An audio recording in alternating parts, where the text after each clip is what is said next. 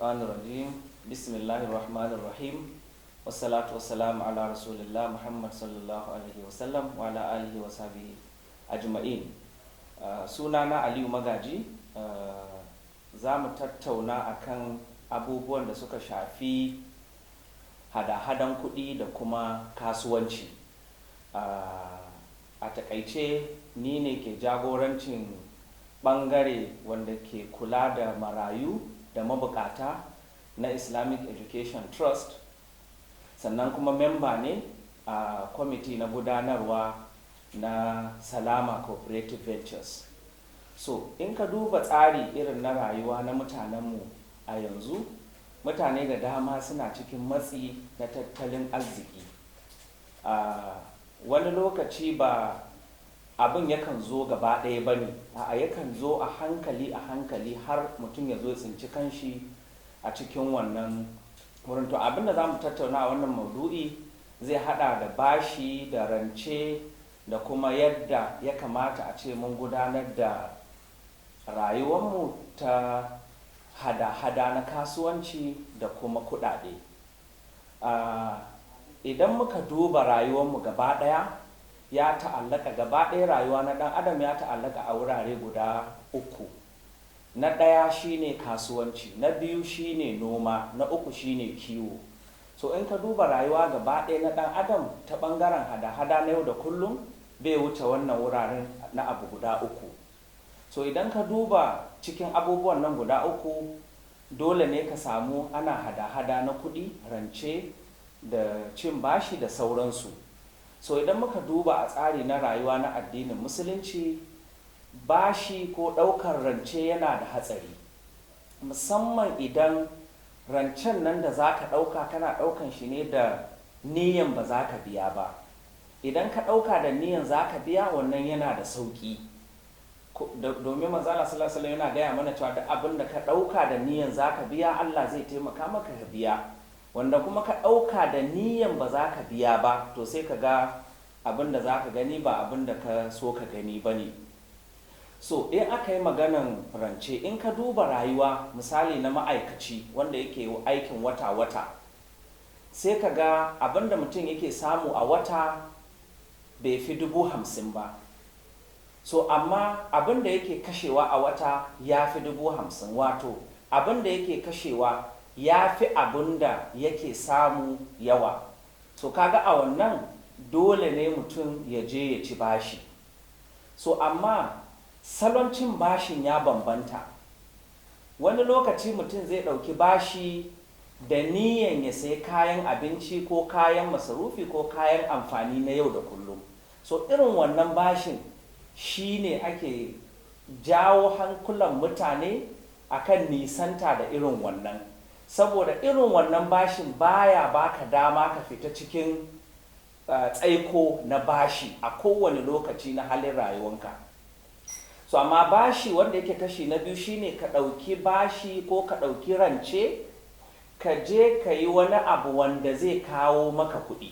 Misali, maimakon ka ɗauki rance kana buƙatan TV a yau sai ka je ka ɗauki bashin da za ka sayi TV, to ka je ka ɗauki rance ka sayi TV ka fara amfani da shi. Wata ya ƙare za a ɗebe wani kuɗi a cikin albashin nan a biya bashi.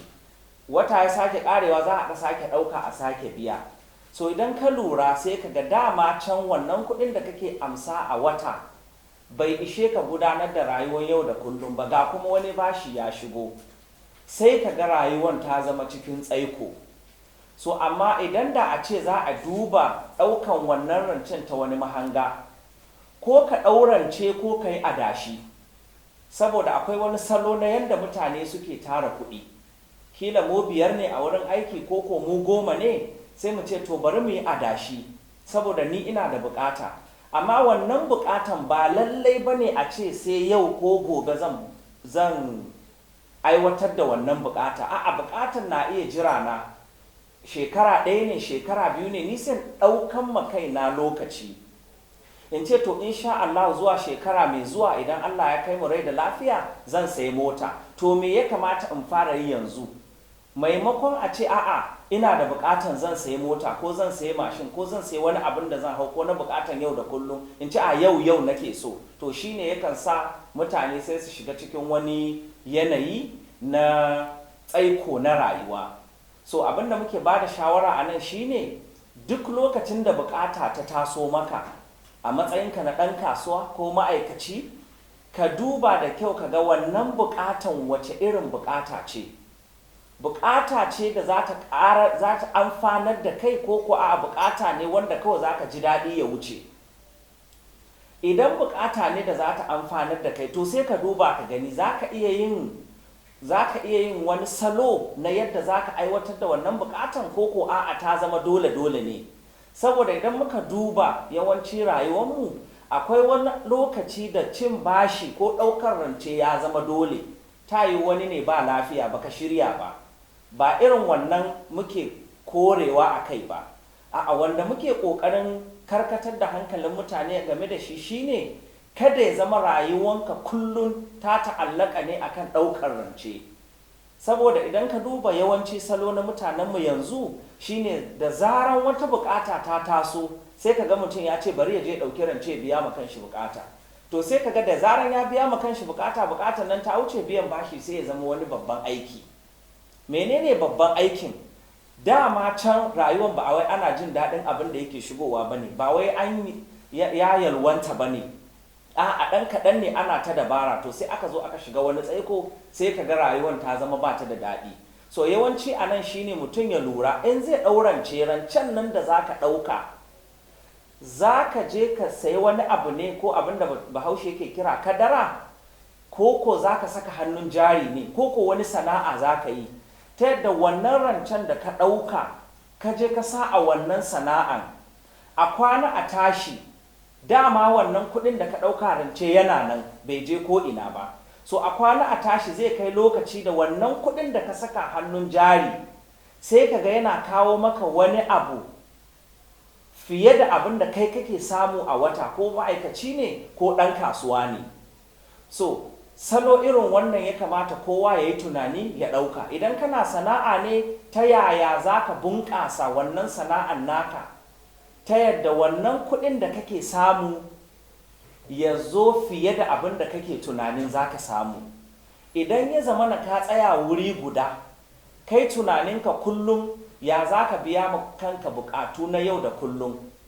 Idan wannan ne tunaninka na biya ma kanka bukatun yau da kullum, ya za ka bunƙasa wannan samun naka ta yadda za ka biya ma kanka bukata har ka biya ma waɗansu bukatunsu, har ka taimaka ma wasu.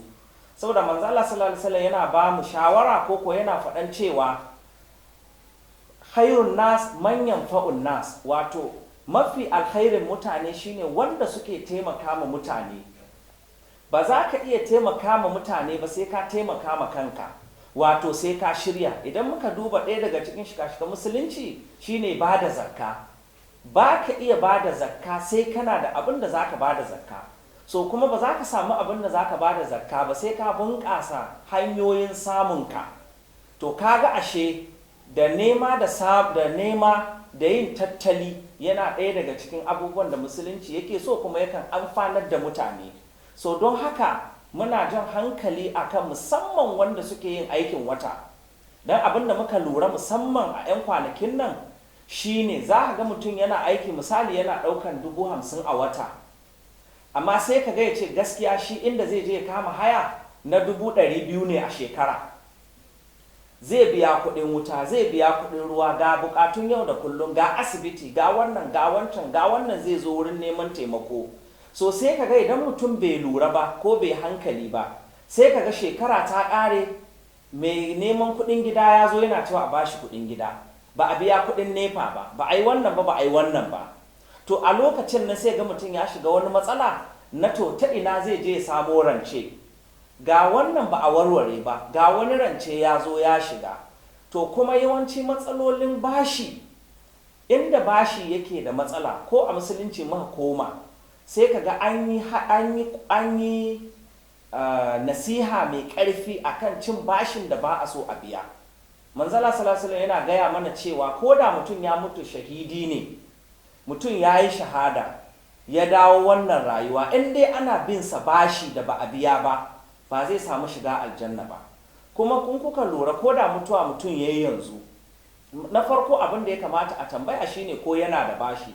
So waɗansu daga cikin illolin bashi kenan, musamman wanda aka ɗauka ba da niyan biya ba. So kuma wani daga cikin illolin bashi shine idan ya zama na kai kullum tunaninka ka je ka ɗauki bashi, to mutane za su lura cewa kai baka da wani aiki, sai da zarar mutum ya ganka sai ka ransa yana ɓaci.